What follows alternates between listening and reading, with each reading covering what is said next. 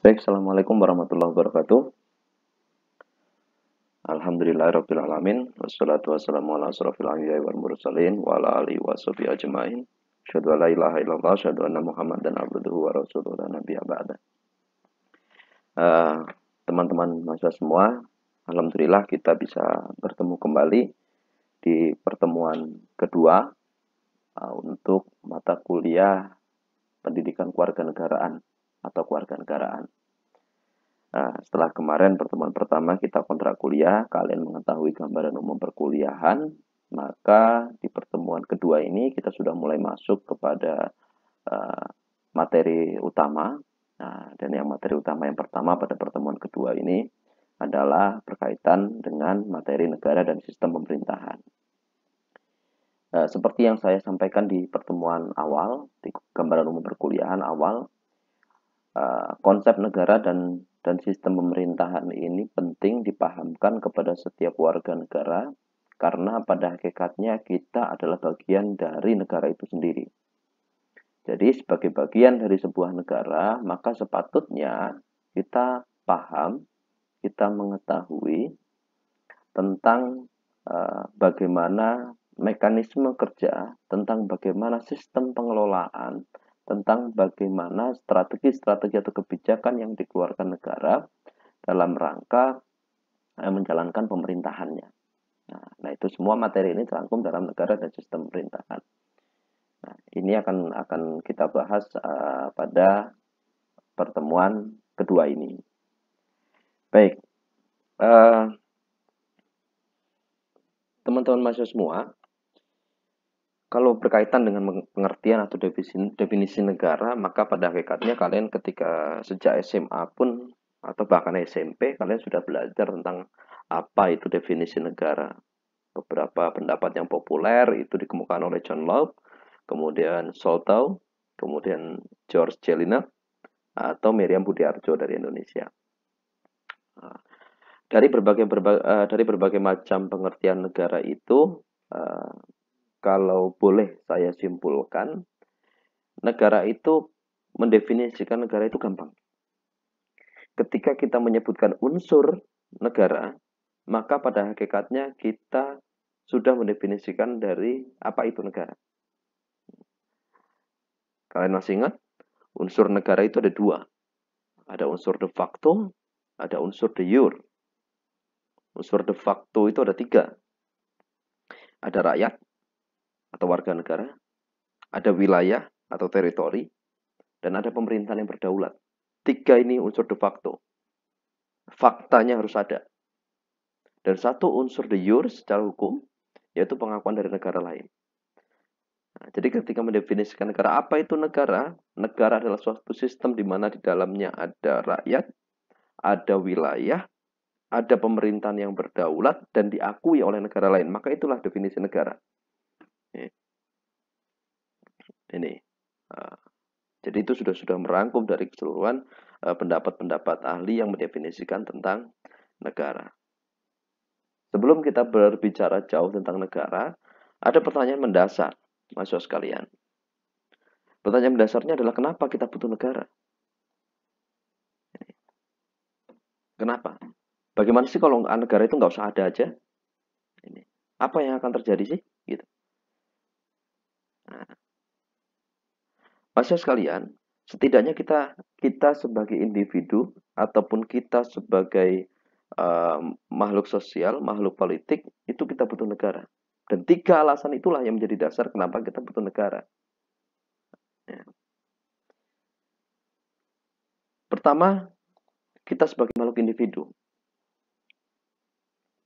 Kita sebagai makhluk individu, itu membutuhkan negara. Mahasiswa sekalian. Kita sebagai makhluk individu butuh jasmani. Kita juga butuh rohani. Yang jasmani atau rohani kita itu butuh pengakuan negara. Butuh diakui oleh negara. Supaya apa? Supaya jasmani dan rohani kita dihargai orang lain. Supaya jasmani dan kita itu diakui keberadaannya. Ini. Secara jasmani kita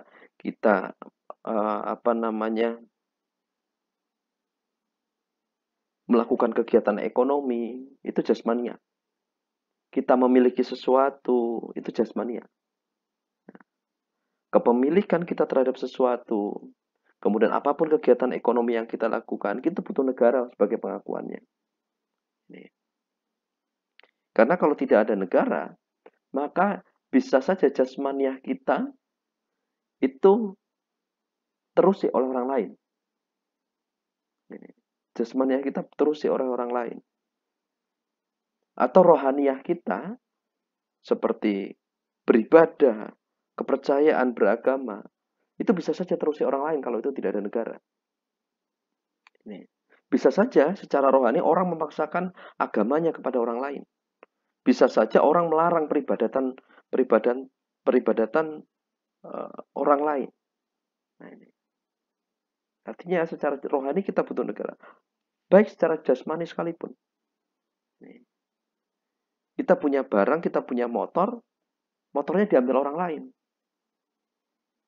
Kalau tidak ada negara, maka apa yang kita miliki itu bisa saja oleh semena-mena oleh orang lain itu diambil secara paksa. Ini. Artinya kita sebagai makhluk individu butuh negara untuk melindungi jasmani dan rohani kita. Kita bekerja. Kalau tidak ada negara, kita tidak akan bisa bekerja dengan nyaman. Bisa saja si pemberi kerja itu akan memberikan upah yang rendah. Tidak sesuai dengan apa yang kita kerjakan. Ini. Artinya secara individu kita butuh negara. Untuk melindungi tadi, jasmani dan rohani tadi. Yang kedua, kita sebagai makhluk sosial. Sebagai makhluk sosial, kita juga butuh negara. Maksud sekalian. Nih. Kenapa? Kalau kita sebagai makhluk sosial tidak ada negara, maka bisa saja hak dan kewajiban setiap orang satu dan orang yang lainnya itu tidak dihargai. Bisa saja orang yang satu menzolimi haknya orang lain. Ini.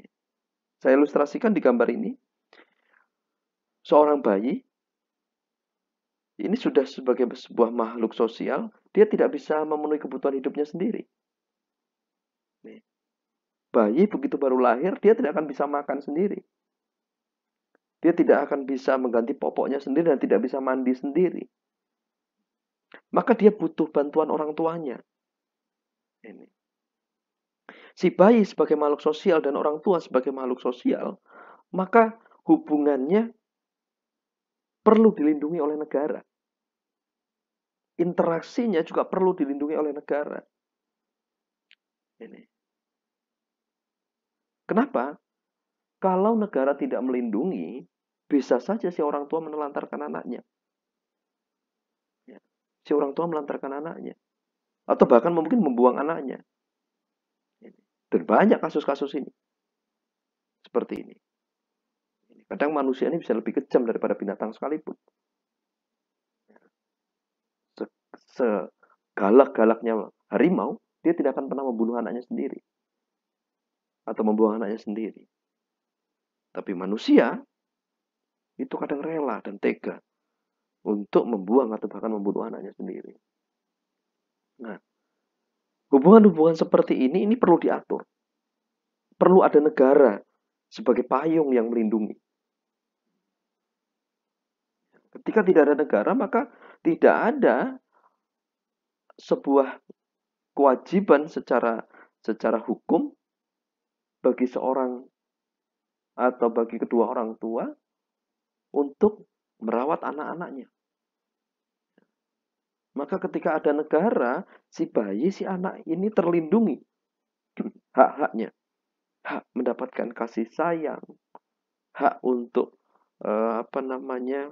diberi makanan, hak untuk mendapatkan perlakuan yang layak. Nah, walaupun secara normalnya seorang orang tua itu sayang kepada anaknya, tapi masih banyak ditemukan memang orang tua yang tidak sayang pada anaknya. Ini membesarkannya, mendidiknya, ya, memberikan pendidikan yang terbaik.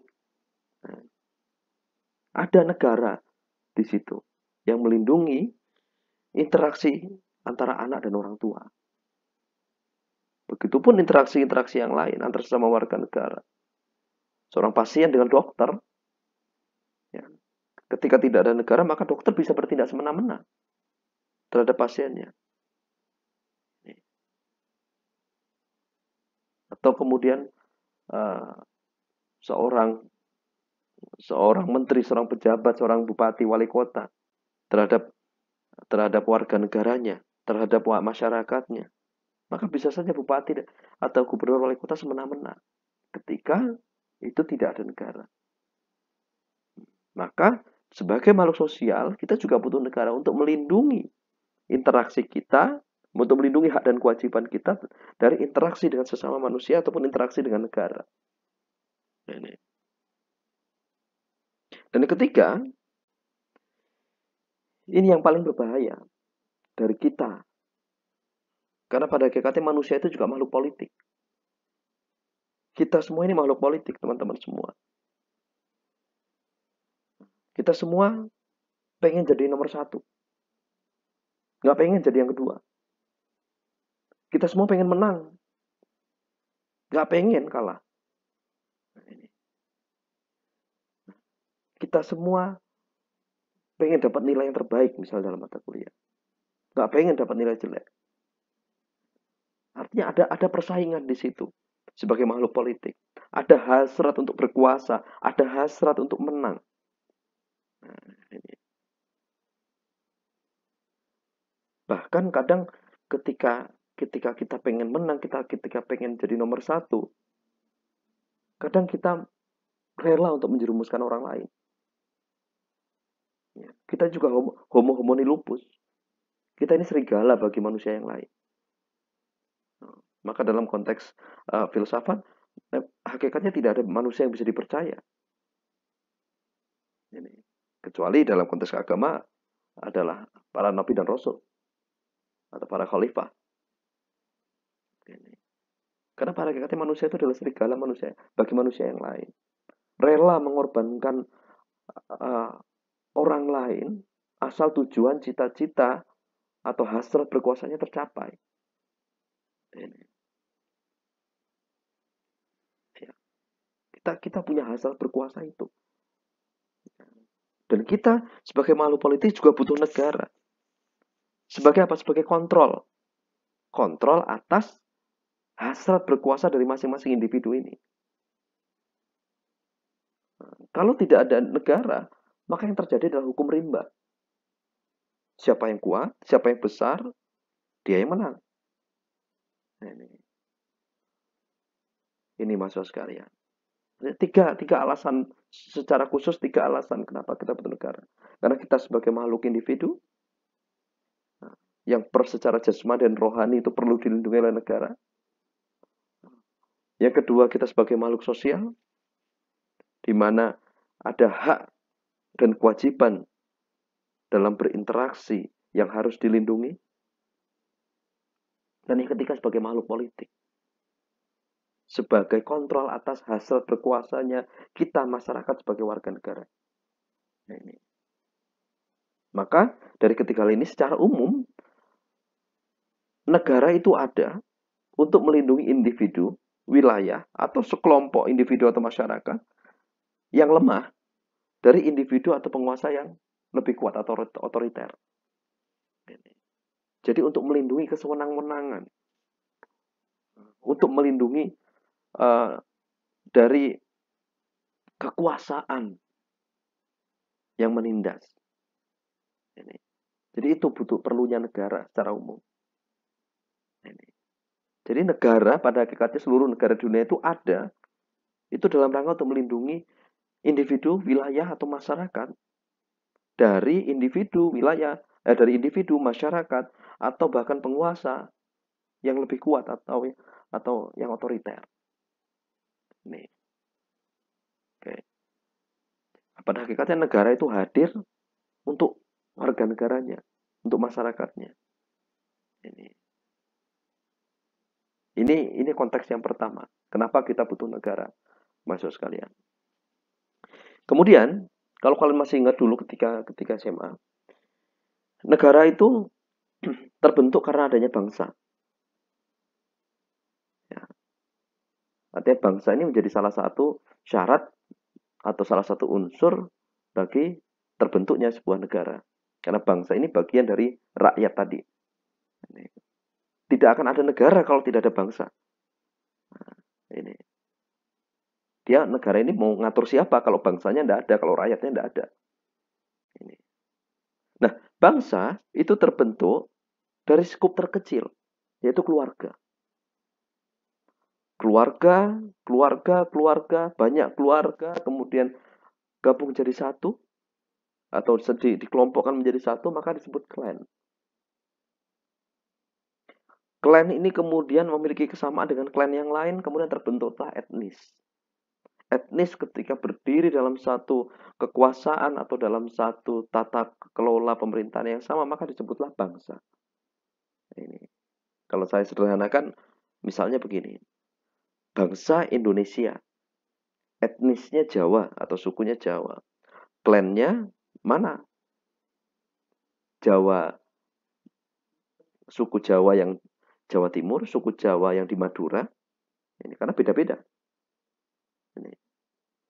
Atau suku Jawa yang di Jogja. Ini. Suku Jawa yang di Gunung Kidul. Ini. Itu klannya. Keluarganya, ya masing-masing kepala keluarga yang ada di rumah masing-masing. Ini. Nah ini. Jadi keluarga itu adalah miniatur bangsa paling kecil itu adalah keluarga. Karena bangsa itu terbentuk karena keluarga. Adanya keluarga yang setiap rumah kepala keluarga ada kepala keluarganya itu. Ini konteks bangsa. Kita akan berbicara bangsa dulu karena ini berkaitan dengan kita sebagai warga negara. Ini. Di keluarga adalah lingkup terkecil dari sebuah bangsa. Nah, bangsa, sebuah bangsa, keluarga, klan, etnis itu mau membentuk sebuah bangsa. Itu pasti memiliki kesamaan-kesamaan sehingga meninggalkan egonya masing-masing, meninggalkan ego sektoralnya, sehingga mereka bersepakat untuk berdiri dalam satu negara atau satu bangsa. Ini. Ada beberapa negara-negara di dunia ini, mereka bangsa mereka atau warga negara itu menjadi sebuah bangsa. Itu karena ada kesamaan-kesamaannya. Pertama, kesamaan keturunan. Ini. Keturunan yang sama dari keluarga, kemudian keluarga semakin besar jumlahnya, kemudian menjadi klan, kemudian menjadi etnis, kemudian menjadi bangsa. Ini. Karena kesamaan keturunan. Contoh, sebuah bangsa yang terjadi karena kesamaan keturunan misalnya. Bangsa Hindustan. Ya kemudian mereka membentuk negara India. Ya.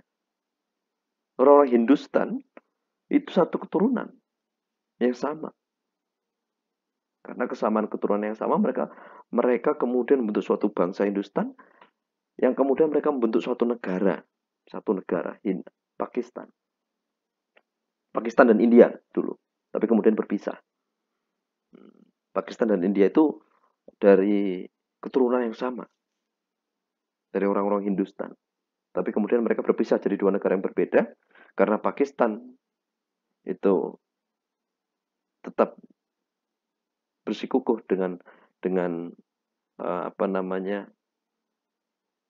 Islamnya, sementara India itu bersikukuh dengan Hindunya karena beda agama tadi, kemudian berdiri dalam dua negara yang berbeda walaupun keturunannya sama. Yang kedua, kesamaan wilayah. Ya. Karena satu kesamaan wilayah yang sama itu kemudian membentuk bangsa. Ya, membentuk bangsa. Bersepakat Ada kontrak sosial di situ, kemudian mereka membentuk suatu bangsa untuk mencapai cita-cita yang sama. Ya. Contoh, uh, bangsa yang terbentuk karena kesamaan wilayah, misalnya bangsa Arab. Ya. Bangsa Arab itu terbentuk karena kesamaan wilayah. Walaupun juga terjadi karena kesamaan keturunan. Begitupun bangsa India atau bangsa Hindustan. Mereka terbentuk juga karena ada kesamaan wilayah. Ini. Atau bangsa Amerika.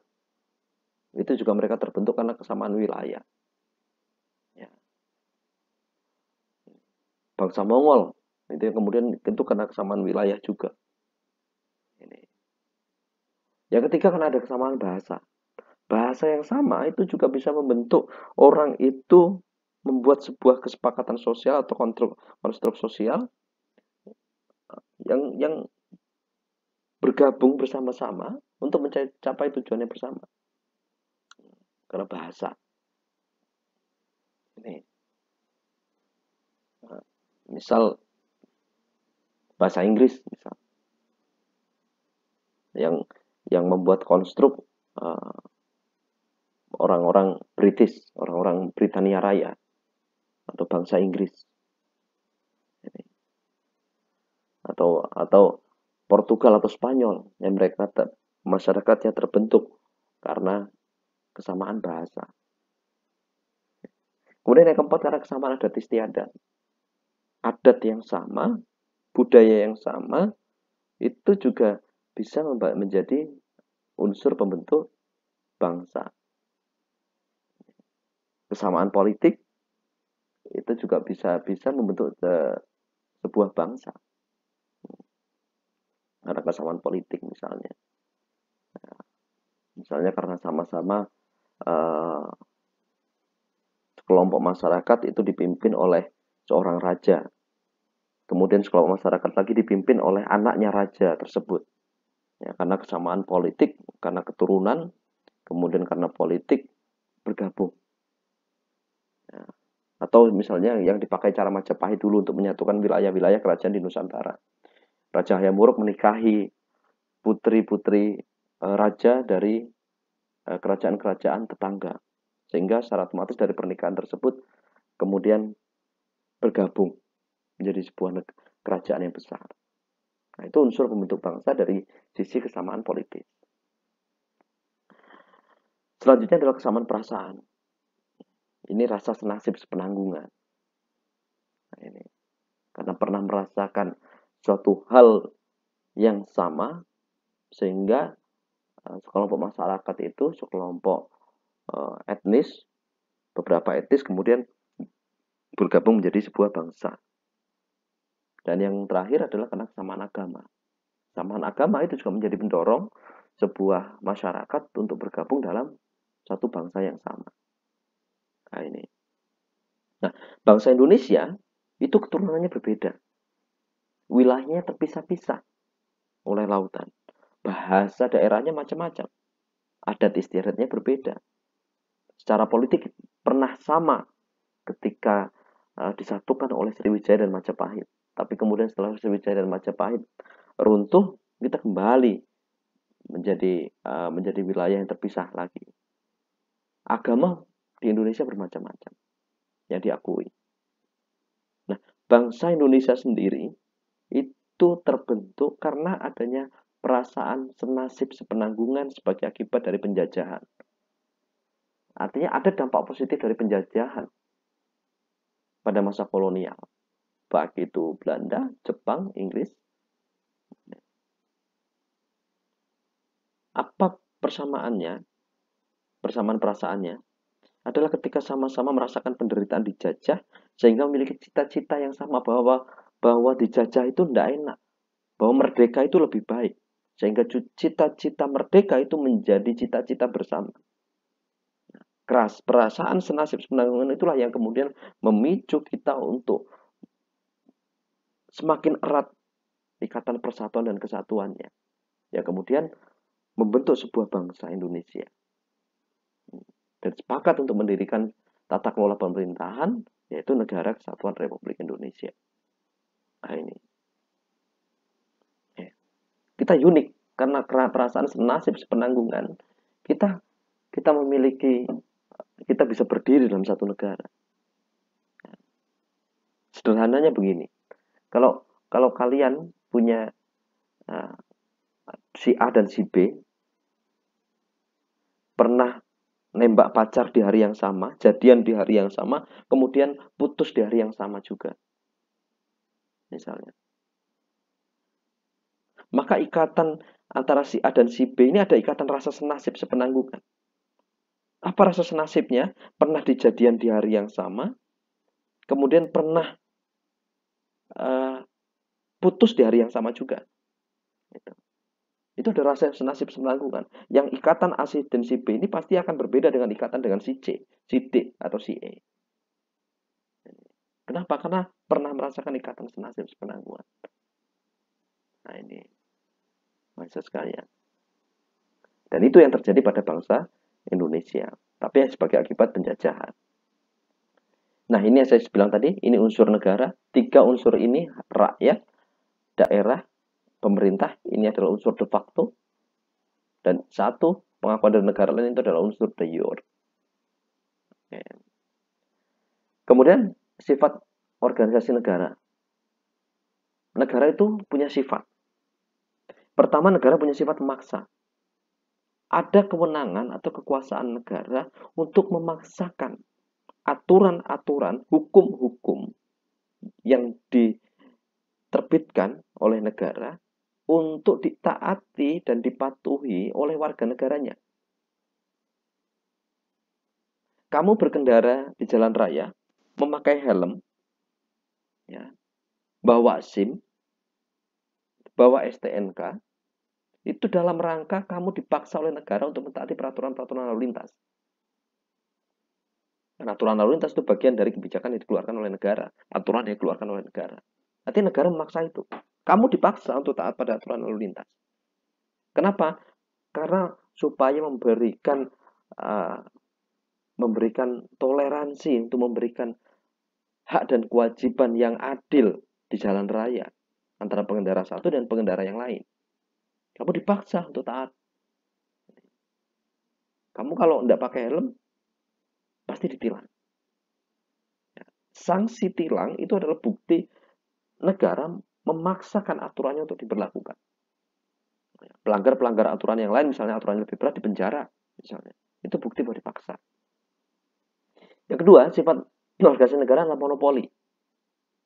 Negara mempunyai sifat memonopoli, menguasai, ya, menguasai sektor-sektor yang dianggap vital oleh negara. Contoh, kalian beli BBM, bahan bakar minyak, baik itu Pertalite, Solar, Pertamax, atau Pertamina Dex, itu satu harga di seluruh wilayah Indonesia. Itu bukti bahwa negara Indonesia itu memonopoli harga minyak, harga bahan bakar minyak. Tapi dalam konteks ini memonopoli dalam konteks yang positif. Supaya masyarakatnya, supaya warga negaranya memiliki daya beli. Daya belinya tercapai terhadap bahan bakar minyak tadi.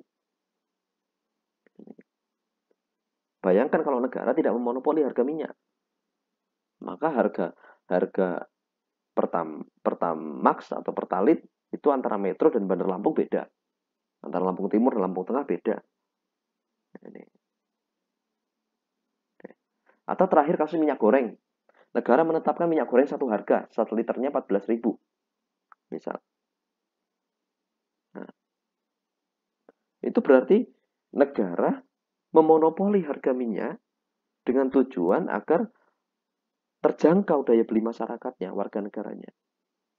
Ini. Walaupun kenyataannya di lapangan masih banyak harga yang belum turun walaupun sudah ditetapkan oleh negara. Ini. Dan yang ketiga, sifat negara yang ketiga adalah totalitas.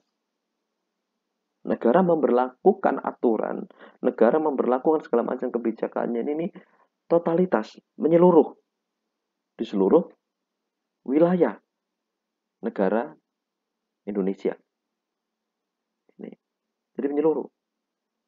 Artinya tidak cuma di Lampung aja, tapi juga di Sumatera Selatan, juga di Jawa, juga di Kalimantan, juga di Sulawesi. Artinya totalitas menyeluruh. Ya, tidak ada pandang bulu di sini. Aturan berlaku untuk semua warga negara, termasuk para pejabat negara juga.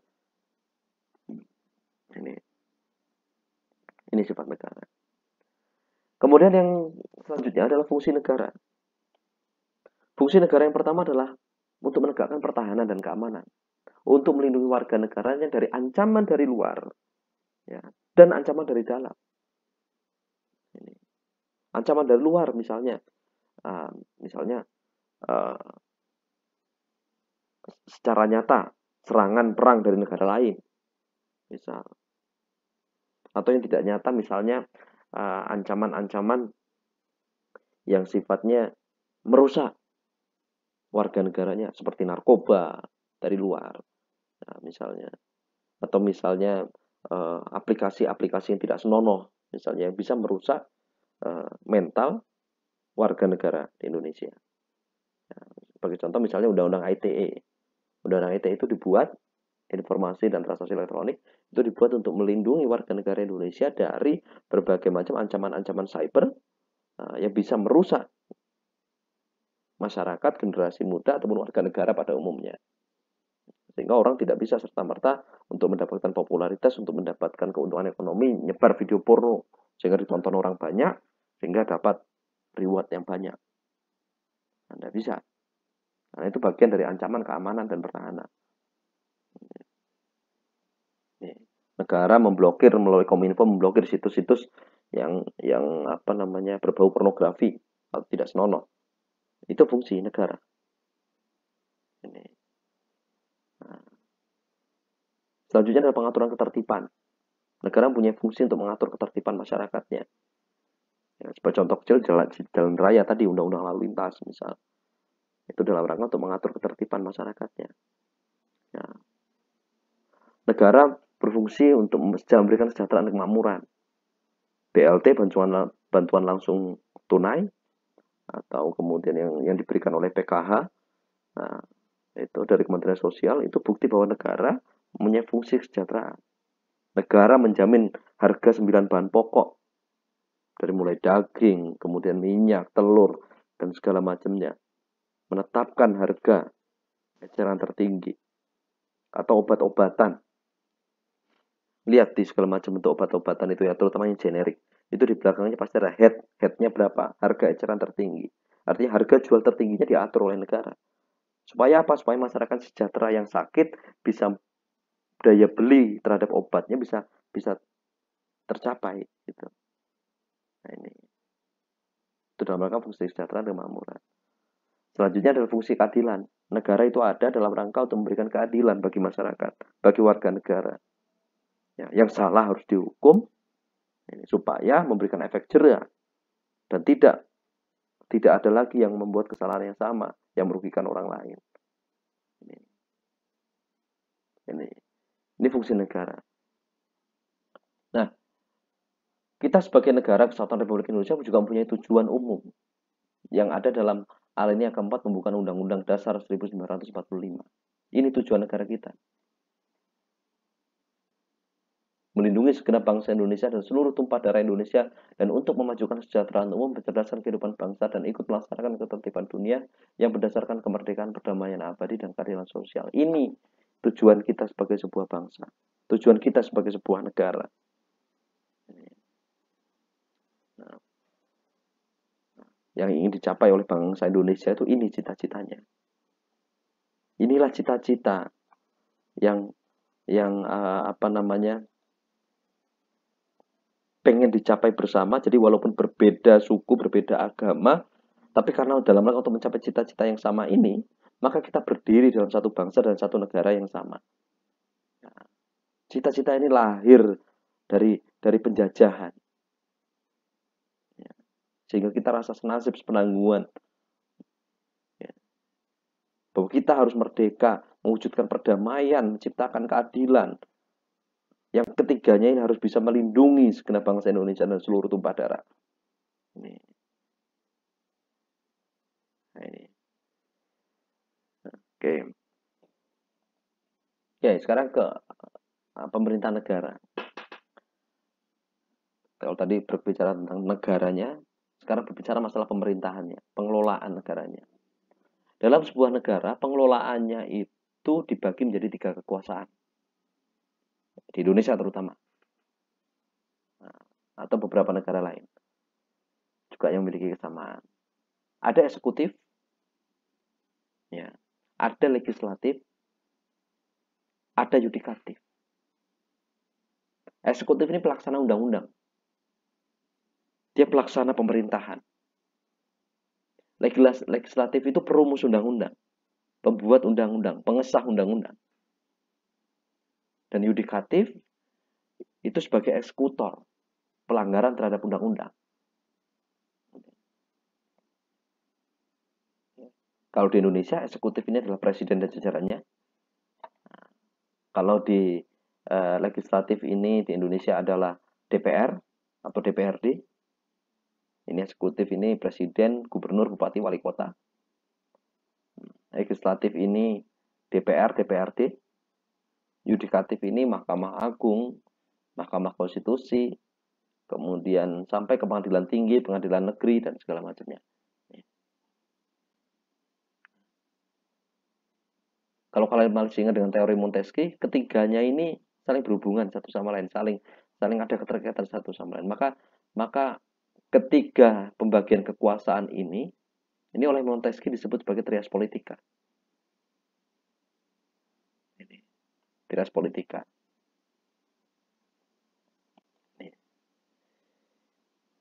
Montesquieu itu memberikan pengejawantahan terhadap trias politika bahwa eksekutif, legislatif, dan yudikatif itu adalah lembaga-lembaga negara yang memiliki kekuasaan terpisah.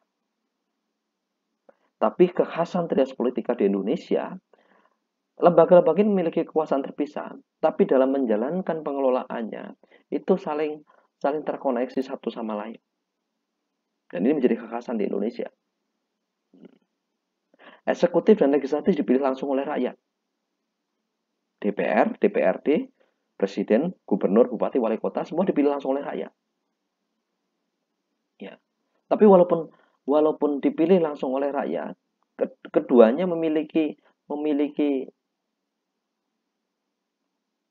keterkaitan satu sama lain. Bahkan keduanya bisa saling menjatuhkan. Eksekutif bisa saja membubarkan legislatif. Ini seperti yang terjadi ketika Soekarno membubarkan MPRS saat itu. Atau terjadi ketika Kiai Haji Abdurrahman Wahid sebagai presiden saat itu mau membubarkan DPR dan MPR saat itu. Yang disebut sebagai dekret. Jadi eksekutif presiden itu bisa membubarkan DPR dan MPR. Disebut sebagai dekret. Begitupun DPR. DPR juga bisa menurunkan atau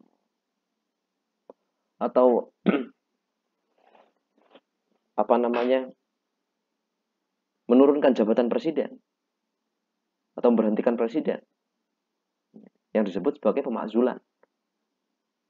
Contoh sebagai kasusnya Aceng Fikri, Bupati Garut misalnya.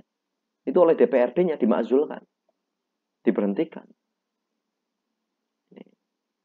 Kiai Haji Abdurrahman Wahid itu juga dimakzulkan. Diturunkan dari jabatannya sebelum masa jabatannya berakhir. Dalam teori Montesquieu kan sebenarnya tidak bisa. Karena ini semuanya kedudukannya dipilih langsung, daulatannya penuh dipilih langsung oleh rakyat. Nah, apalagi yudikatif. Di Indonesia, yudikatif ini diangkat oleh eksekutif, presiden, tapi dengan pertimbangan legislatif. Dengan pertimbangan legislatif. Ketua Mahkamah Agung itu diangkat oleh presiden dengan persetujuan atau dengan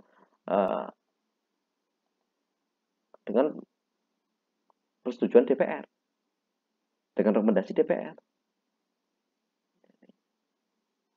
Ketua Mahkamah Konstitusi, Ketua KPU, Kapolri, atau kemudian Panglima TNI, itu juga sama. Diangkat oleh presiden, tapi harus mengikuti serangkaian fit and proper test yang dilaksanakan oleh DPR. Nah ini. Nah, ini kekhasan teras politika di Indonesia. Jadi memang tiga kekuasaan itu tidak berdiri sendiri di Indonesia, saling keterkaitan satu sama lain.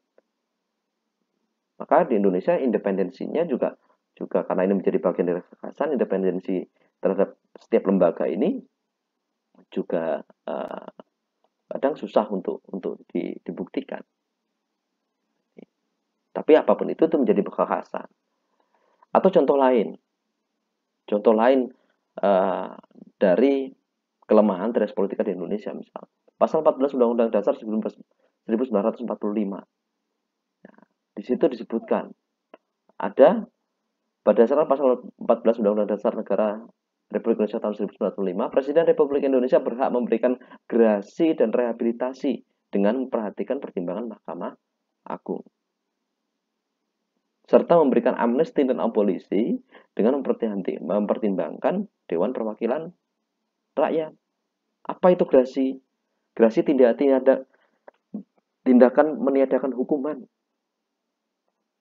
Jadi presiden itu bisa meniadakan hukuman seseorang, walaupun hukuman itu telah diputuskan oleh hakim. Si A oleh pengadilan diputuskan hukumannya mati. Tapi kemudian presiden memberikan gerasi dengan pertimbangan Mahkamah Agung. Maka orang yang dihukum mati tadi bebas. Atau amnesti. Ya. Amnesti. Ya, suatu pernyataan terhadap orang banyak terlibat dalam suatu tindak pidana untuk meniadakan hukuman. Kalau gerasi ini terhadap satu orang, kalau amnesti terhadap banyak orang. Bisa menyediakan hukuman itu. Dengan pertimbangan DPR.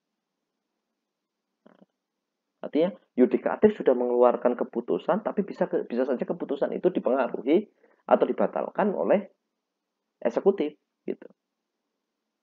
Ini. Begitupun abolisi dan rehabilitasi. Abolisi suatu keputusan untuk menghentikan pengusutan. Jadi hakim belum memutuskan, presiden bisa menghentikan kasusnya. Rehabilitasi, memulihkan nama baik seseorang sebagai akibat putusan hakim. Artinya bisa. Nah, ini kekhasan teras politika di Indonesia. Ini. Memang dalam mekanisme pemerintahan tidak ada yang sempurna. Tergantung bagaimana kekhasan atau kondisi dari pengelolaan negara tersebut.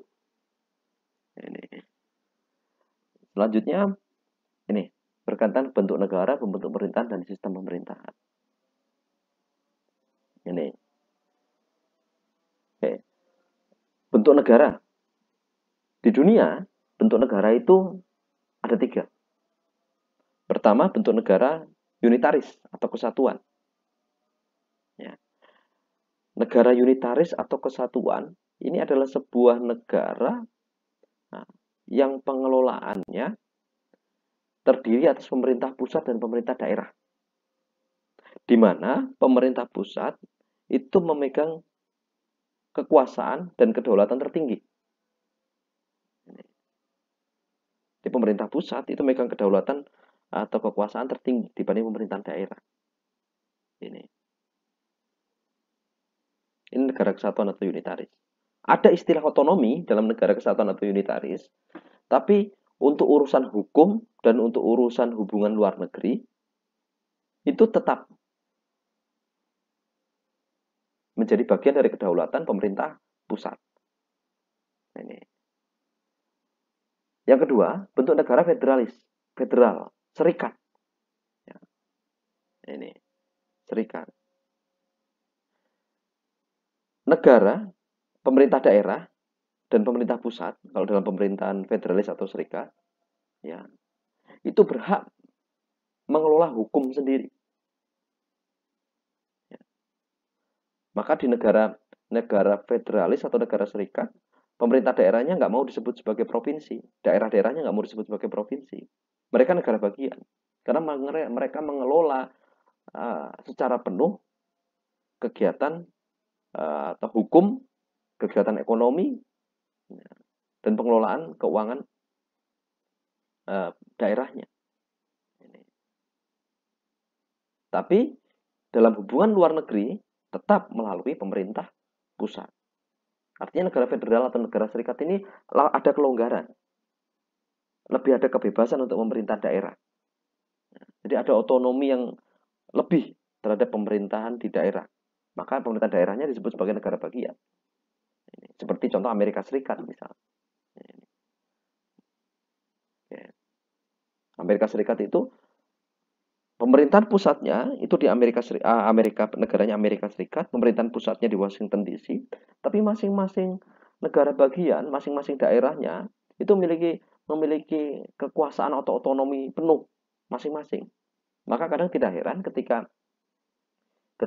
di pemerintahan daerah atau negara bagiannya itu di Amerika Serikat itu memiliki hukum yang berbeda-beda antar satu negara bagian dengan negara bagian yang lain.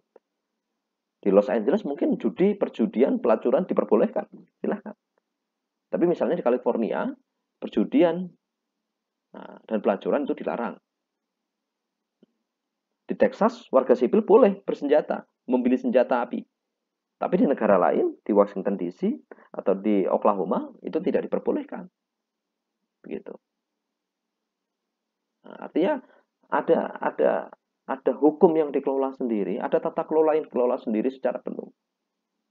Nah, terus fungsi pemerintah pusat apa? Fungsi pemerintah pusat ini sebagai simbol kedaulatan.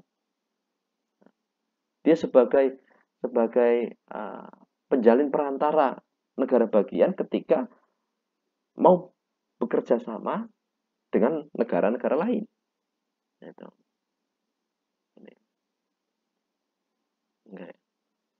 Dan yang terakhir, bentuk negara konfederalis. Itu. Negara konfederalis dibagi menjadi dua. Ada unireal, ada unipersonil. Enaknya ngomong kalau unireal ini suatu negara yang sudah masing-masing pengelolaan ke negaranya masing-masing, tapi kepala negaranya satu. Ini. Contoh, Inggris, Britania Raya. Ya.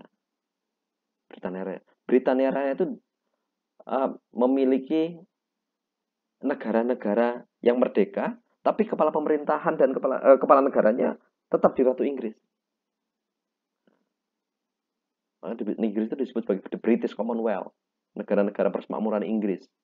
Yang mereka mengelola ketanegaraannya sendiri, mengelola pemerintahannya sendiri, tapi kepala negaranya tetap ninduk ke Inggris. Contoh, Australia. Australia itu punya perdana menteri sendiri, punya kepala pemerintahan sendiri. Tapi kepala negaranya tetap ikut Inggris. Punya mata uang sendiri, tapi kepala negaranya tetap ikut Inggris. Kepulauan Fuji.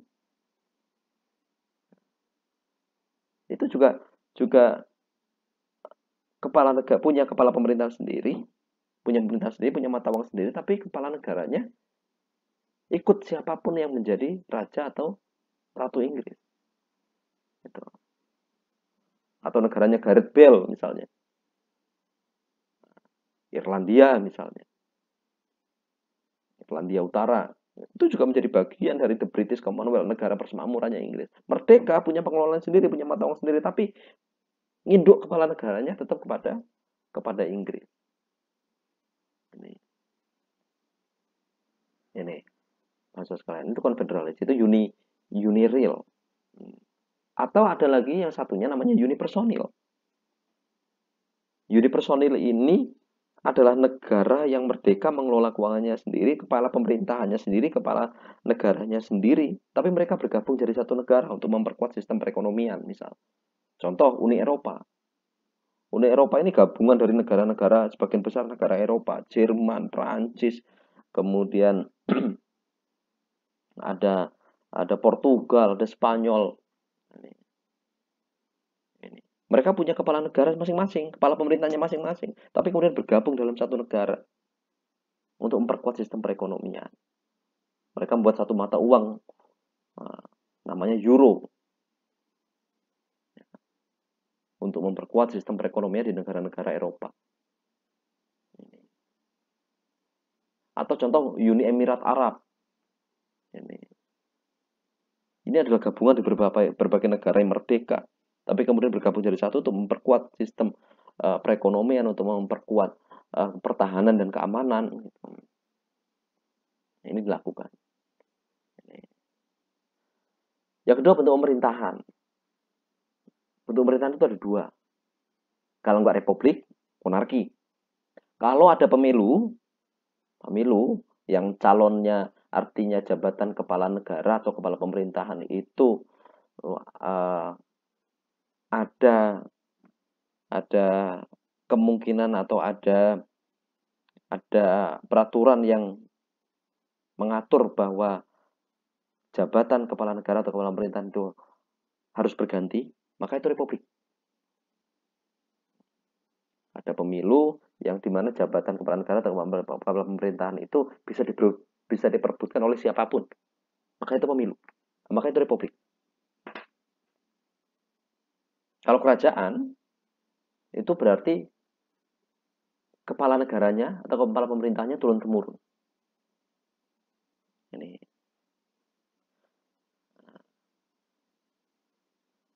Yang kemudian selanjutnya sistem pemerintahan ada presidensial, ada parlementer. Kalau presidensial, ketika kepala negara dan kepala pemerintahan dipegang oleh satu orang, itu presidensial. Kalau kepala pemerintah dan kepala negara dipegang oleh orang yang berbeda, maka itu parlementer. Ini. Tapi ada campuran. Campuran itu ada dua, ada kuasi presidensial atau kuasi parlementer. Tergantung pengelolaan negaranya ada di mana. Di kepala negara atau kepala pemerintahan. Ini. Tapi dalam campuran ini ketika ada campur tangan legislatif, nah, dalam pengelolaan pemerintahan, maka itu campuran. Ini. Nah, Indonesia di mana, Pak? Bentuk negara Indonesia jelas, kesatuan. Ada pemerintahan pusat yang memiliki kekuasaan tertinggi, terutama dalam hal aturan-aturan hukum, dalam penerapan aturan-aturan hukum, terutama dalam hal pengelolaan keuangan. Nah, ini kita jelas negara kesatuan. Ada suatu pemerintahan pusat yang memiliki kekuasaan tertinggi, terutama dalam penegakan hukum, pengelolaan hukum, keuangan, hubungan luar negeri. Bentuk pemerintahannya, Pak, jelas karena kita ada pemilu di mana kepala negara atau kepala pemerintahan itu diperebutkan dan siapapun berhak, maka itu republik. Kita bukan sistem turun temurun. Atau kepala negara atau kepala pemerintahan itu dijabat seumur hidup misalnya. Nah, kita republik. Sistem pemerintahan kita, Pak, ketika sampai pada rezim Soeharto tahun 98, kita menggunakan kuasi presidensial. Kita campuran. Karena pada saat itu presiden itu bertugas sebagai kepala negara, kepala pemerintahan sekaligus mandataris MPR, mandataris legislatif. Tapi setelah tahun 98 kita menggunakan mekanisme presidensial, di mana legislatif dan eksekutif itu sama-sama memiliki kedaulatan, memiliki kekuasaan yang sama, memiliki kedaulatan karena sama-sama dipilih oleh rakyat. Nah, ini. Maka sekarang kita presidensial. Ini contoh presidensial. Ya. Voters, masyarakat, memilih anggota legislatif, memilih kepala negara atau kepala pemerintahan. Ya, sekaligus kepala pemerintahan. Ya. Ini presidensial. Kepala negara dan kepala pemerintahan itu dipegang oleh satu orang. Apa buktinya kalau presiden itu adalah kepala pemerintahan, dia mengelola pemerintahan dibantu oleh para menterinya. Para menteri bertanggung jawab kepada presiden, kepada kepala negara. Maka jelas itu presidensial. Ketika para menteri yang menjalankan pemerintahan, yang memimpin departemen masing-masing bertanggung jawab kepada kepala negara, nah, maka itu adalah presidensial. Ini. Dia sekaligus sebagai kepala negara. Kepala negara itu adalah simbol karena dia rakyat memilih dia, itu berarti kan simbol. Ini mayoritas masyarakat memilih dia, itu berarti sebagai simbol. Ini parlementer. Jadi enaknya ngelihatnya ketika kabinet, para menteri yang memimpin departemen yang mengelola pemerintahan, itu dia bertanggung jawab secara langsung kepada DPR atau legislatif. Dia dipilih dan diangkat oleh DPR dengan pertimbangan kepala negara misalnya. Nah, maka ini parlementer. Dalam negara parlementer biasanya kepala negaranya nggak dipilih. Nggak dipilih oleh rakyat. Dia sudah keturunan atau orang yang ditokohkan. Ini. Oke. Artinya para menteri, kemudian yang memimpin departemen, perdana menteri, misalnya ini ada istilah perdana menteri yang bertanggung jawab kepada yang memimpin para menteri, yang bertanggung jawab kepada legislatif atau DPR, maka itu parlemen. Nah, ini campuran. Ini campuran contoh kuasi presidensial. Kepala negara sekaligus kepala pemerintah. Kepala negara karena dia dipilih langsung oleh rakyat. Kepala pemerintahan karena dia memimpin departemen. Karena dia memimpin para menterinya. Ini. Tapi dia bisa dimakzulkan oleh legislatif maupun legislatif bisa didekretkan oleh kepala negara. Kabinet, menteri, walaupun dia dipilih langsung dan bertanggung jawab kepada presiden, tapi dia bisa dimintai pertanggungjawaban oleh legislatif. Ya, ini. Nah, oke. Ini sistem campuran. Lebih jelasnya ada di buku yang saya share. Oke. Selanjutnya, ini elemen kekuatan negara. Elemen kekuatan negara itu ada macam-macam. Pertama, sumber daya manusia. Sumber daya manusia yang tangguh, sumber daya manusia yang cerdas, sumber daya manusia yang maju, atau masyarakat yang berpendidikan tinggi, itu menjadi elemen kekuatan negara tersendiri. Semakin banyak warga negara yang terdidik, terlatih, ataupun terampil, maka negara itu akan semakin kuat. Setidaknya dari sektor industri atau dari sektor ekonomi. Ini. Artinya sumber daya manusia kita sebagai warga negara Indonesia misalnya menempuh pendidikan ya dalam rangka untuk mencapai sebagai masyarakat yang terdidik, terlatih ataupun terlampil, itu menjadi bagian dari elemen kekuatan negara. Nah, negara negara dalam pengelolaan ketatanegaraannya didukung oleh sumber daya yang terdidik, terlatih, terampil tadi, itu juga akan meningkatkan daya saing negara tersebut.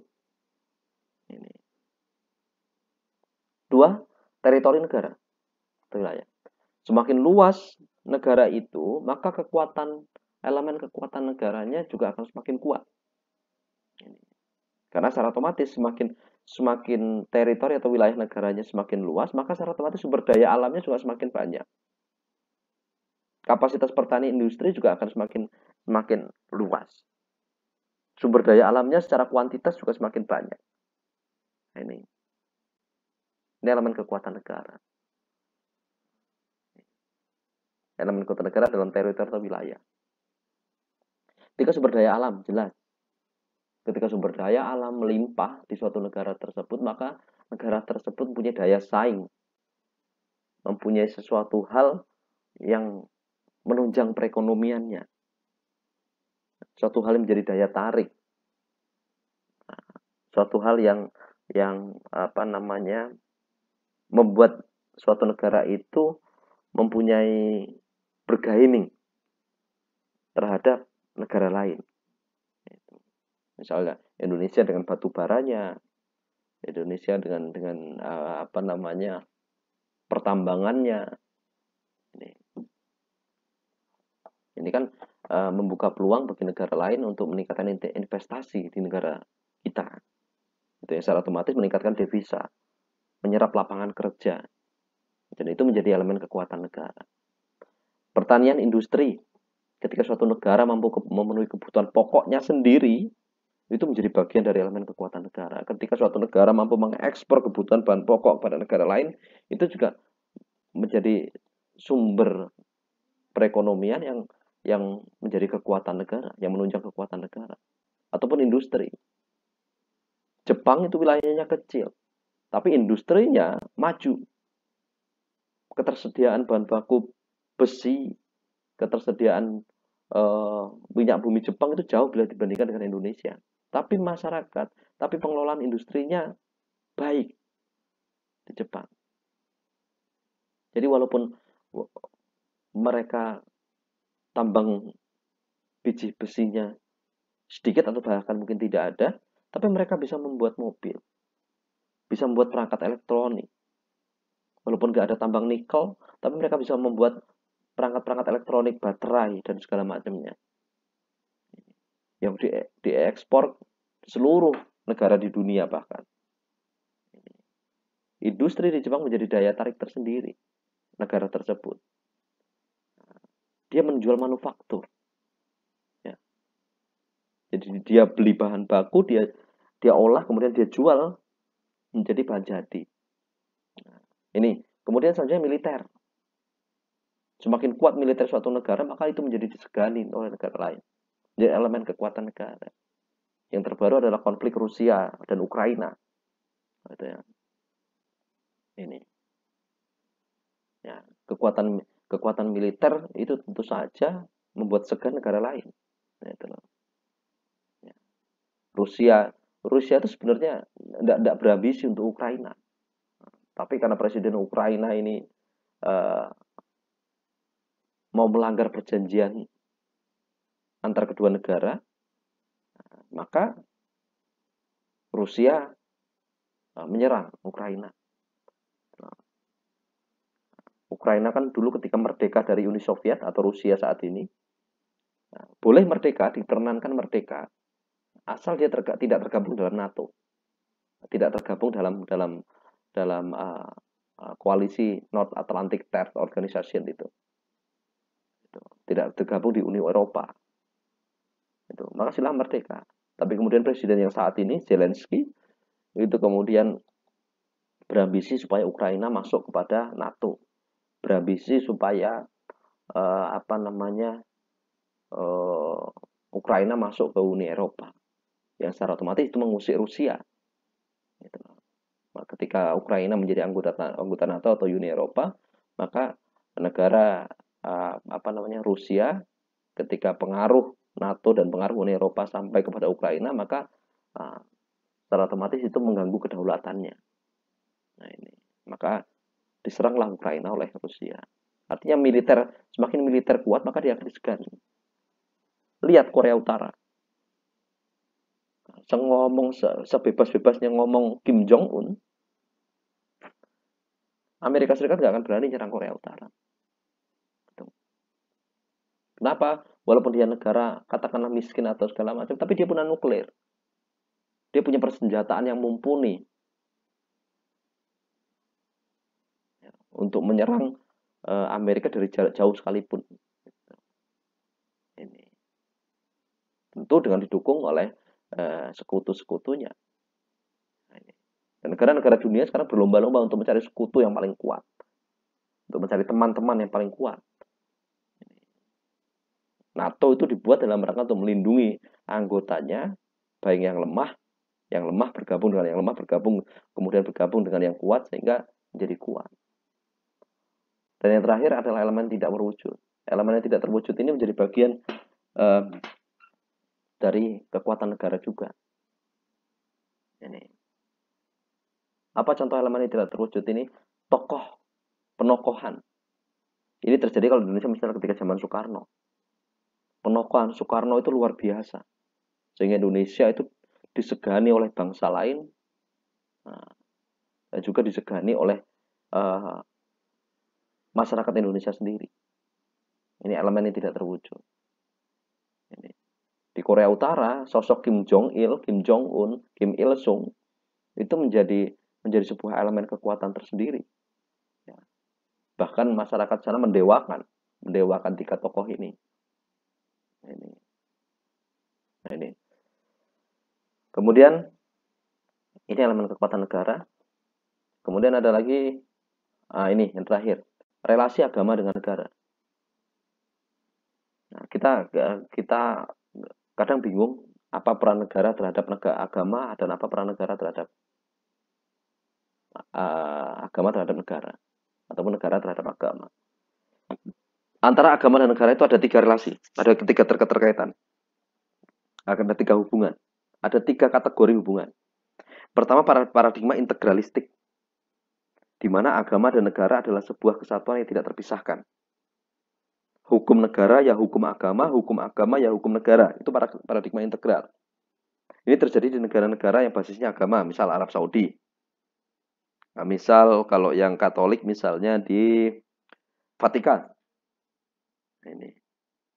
Atau mungkin yang Hindu atau mungkin di India. Atau di Nepal untuk agama Buddha. Nah, ini. Artinya hukum agama menjadi hukum negara menjadi hukum agama. Keduanya tidak bisa dipisahkan. Ini paradigma integral. Kedua, paradigma sekuler. Nah, paradigma sekuler ini memberikan batas yang jelas antara agama dan negara sehingga tidak dapat disatukan. Ini kebalikan dari integral. Jadi negara itu ya pengelolaannya sendiri tidak bisa dicampur adukan dengan hukum agama. Nah, hukum agama, hukum negara itu suatu hal yang berbeda yang tidak bisa disatukan. Nah, ini contoh-contoh negara sekuler misalnya Amerika Serikat, misalnya Inggris, kemudian Jerman, kemudian negara-negara Barat, Eropa rata-rata mereka paradigmanya sekuler. Urusan agama ya urusan individu, urusan negara ya urusan negara. Gitu. Negara nggak bisa membuat aturan bahwa semua makanan yang beredar itu harus halal, nggak bisa. Semua warga perempuan harus berjilbab, nggak bisa. Nih. Tapi di paradigma integral jelas urusan agama, urusan negara adalah urusan agama. Tapi kalau paradigma sekuler dipisah, tidak bisa disatukan. Dan yang terakhir ada paradigma simbiotik, di mana negara dan agama itu memiliki hubungan timbal balik yang saling membutuhkan. Agama membutuhkan negara untuk menjaga eksistensi dari agama itu. Dia untuk menjaga umatnya untuk bebas berkeyakinan, menjaga umatnya untuk bebas melaksanakan peribadatan. Nah, itu eksistensi dari negara. Eksistensi agama yang membutuhkan negara. Sedangkan negara membutuhkan agama untuk memiliki kebutuhan spiritual, membina moral dan etika dari warga negaranya. Ini. Suatu negara butuh moral, butuh etika untuk warga negaranya. Sumbernya apa? Agama. Dan di Indonesia, antara agama dan negara itu paradigmanya simbiotik, bukan integral, bukan sekuler. Kita paradigmanya simbiotik. Adanya kementerian yang mengurusi tentang agama, yaitu Kementerian Agama, itu bukti bahwa paradigma kita simbiotik. Ya. Ini. Negara, agama butuh negara. Dan untuk melindungi kebebasan beragama, melindungi keyakinan, menjalankan peribadatan dan segala macamnya. Negara juga butuh agama untuk membina mental, membina etika, membina karakter, membina akhlak. Nah, ini. Maka di Indonesia, semua walaupun kita bukan negara berbasisnya integral atau agama, tapi label makanan harus ada sertifikasi halal. Karena mayoritas kita muslim. Makanan yang berada di Indonesia itu harus ada label sertifikasi halal. Kemudian hari-hari besar keagamaan diliburkan oleh negara. Oke. Kemudian pembangunan masjid, pembangunan gereja, semuanya, pembangunan vihara dan segala macamnya itu juga butuh negara. Butuh negara untuk mengeluarkan izin. Ya, untuk mengeluarkan izin. Nah, ini relasi agama dan negara. Nah, maksud sekalian, ini semua berkaitan dengan materi negara dan sistem pemerintahan. Dari apa yang saya jelaskan, kalian bisa pelajari di buku yang saya share di bab pertama. Kalau ada yang kurang jelas bisa ditanyakan melalui WhatsApp grup BA kita. Demikian untuk pertemuan hari ini. Untuk pertemuan kedua ini, kurang lebihnya saya mohon maaf. Bila taufiq wal hidayah, Allahumma minkum ihdinas siratal mustaqim. Assalamualaikum warahmatullahi wabarakatuh.